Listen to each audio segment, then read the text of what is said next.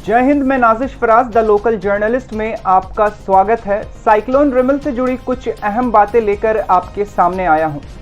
ये कैसे, क्यों और किन राज्यों से होकर गुजरेगा, किन शहरों से होकर गुजरेगा, इसकी सभी जानकारी आप तक हमारे चैनल ने पहले ही पहुंचाया है और भी कई मीडिया के माध्यम से आपको ये जानकारी मिली होगी, लेकिन मैं वही रिपीटेड चीज़ें आपको नहीं बताने वाला। आप जानते ही हैं, सारी चीज़ें आप बखूबी जानते हैं, आपने क्या चीज़ें करनी है, आपने क्या चीज़ें नहीं करनी है। इसलिए हमने सोचा आपको वो बातें बताऊं जो एक्चुअली में ज़रूरी है, क्या चीज़ें आपको करनी चाहिए और क्या नहीं। साइक्लोन रिमल, जिसका नाम ओमान ने रखा है, ये एक अरबिक वर्ड है जिसका माने होता है रेत यानी बालू। 102 किलोमीटर की रफ्तार से ये कुछ राज्यों से होकर गुजरेगा और माना ये जा रहा है कि इसकी तीव्रता बढ़ेगी, इसका स्पीड भी बढ़ेगा, इसके रफ्तार में तेज़ी भी आएगी जो 135 किलोमीटर तक जा सकती है। मॉनसून से पहले यह पहला चक्रवाती तूफान होगा जिसका ज़्यादा असर बांग्लादेश, उत्तरी ओडिशा, आसाम, मेघालय, अरुणाचल प्रदेश, नागालैंड, मणिपुर और त्रिपुरा जैसी जगहों पे पड़ने वाला है। पश्चिम बंगाल में भी इसका खासा असर पड़ने वाला है। महानगर समेत हावड़ा के कई इलाकों में आज सुबह से बारिश शुरू हो चुकी है और यहाँ काफ़ी बारिश होने की संभावना भी जताई जा रही है। वहीं एनडीआरएफ इंस्पेक्टर जहीर अब्बास ने ANI से बात करते हुए कहा कि हम पूरी तरह इस साइक्लोन का सामना करने के लिए तैयार हैं। मछुआरों को समुद्री तट से लौट आने की सलाह दी गई है और 27 मई तक बंगाल की खाड़ी के समुद्र में नहीं जाने की सलाह दी गई है। मौसम विभाग के वैज्ञानिकों के अनुसार चक्रवाती तूफान तेजी से समुद्र की सतह के तापमान को बढ़ा रहा है। अब तक जो रिकॉर्ड दर्ज हुआ है, जिसकी शुरुआत 1880 में की गई थी कि इसके तापमान को नापा जाता था, मेजर किया जाता था, पिछले 30 सालों के दौरान समुद्र की सतह का सबसे अधिक तापमान दर्ज किया गया है। पिछले 30 सालों में समुद्र कभी इतना गर्म नहीं हुआ जो अब होना शुरू हो गया है। आज सुबह से ही हावड़ा समेत महानगर के कई हिस्सों में रिमल तूफान का असर दिखना शुरू हो गया है।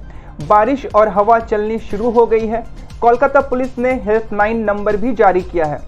मैंने इस वीडियो में किसी भी तरह के तूफान के फाइल फुटेजेस का इस्तेमाल नहीं किया है। इसकी वजह यह है कि हम हमारे दर्शकों को किसी भी तरह से भयभीत करना नहीं चाहते हैं। हमारा मकसद सिर्फ आपको जागरूक करना है ताकि आप किसी भी तरह के हादसे का शिकार ना हो।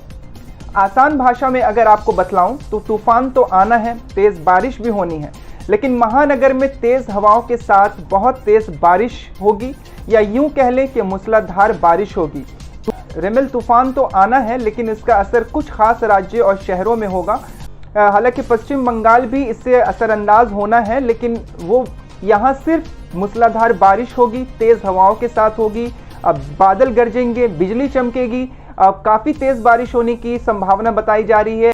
आज रात से कल के दरमियान तेज़ मूसलाधार बारिश की संभावना जताई जा रही है, जिससे हमें और आपको सिर्फ बचने की ज़रूरत है, ना कि किसी तरह के पैनिक होने की ज़रूरत है। सिर्फ एहतियात बरतने की ज़रूरत है। बारिश लगातार होगी, कल तक होगी। इस बीच आपको क्या करना है और कौन सी चीज़ें नहीं करनी है अपने आप को सुरक्षित रखने के लिए, वो आपको बतलाता चलूँ।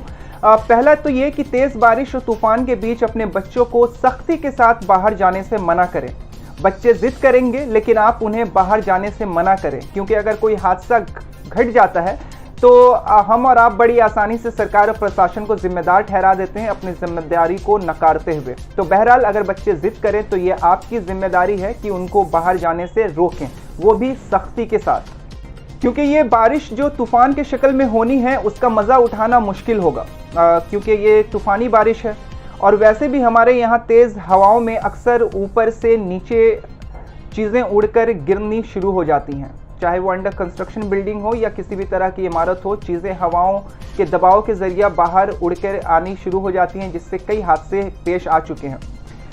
तो इसका ख्याल रखें, इसका ख्याल आपको ही रखना होगा। जो लोग बारिश के वक्त में काम से लौटते वक्त अगर बारिश में या तूफ़ान में फंस जाते हैं तो ध्यान रखें कि लोहे के गेट से दूर रहें। ऐसी जगह शेल्टर लेने की कोशिश करें जहां के शटर गेट, लोहे का शटर गेट ना हो।